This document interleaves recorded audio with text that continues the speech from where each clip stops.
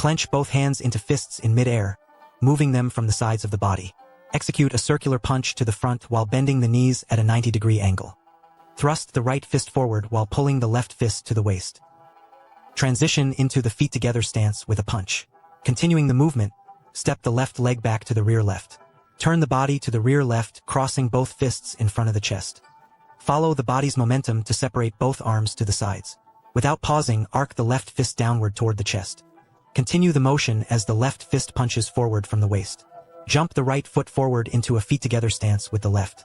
Retract the left fist into a palm, placing it under the right armpit.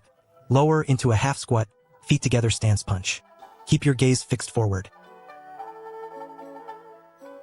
Front view demonstration.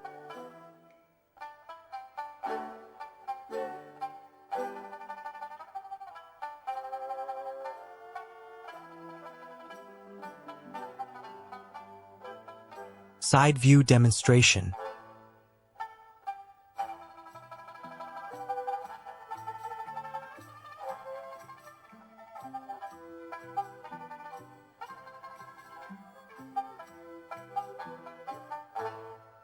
Rear view demonstration.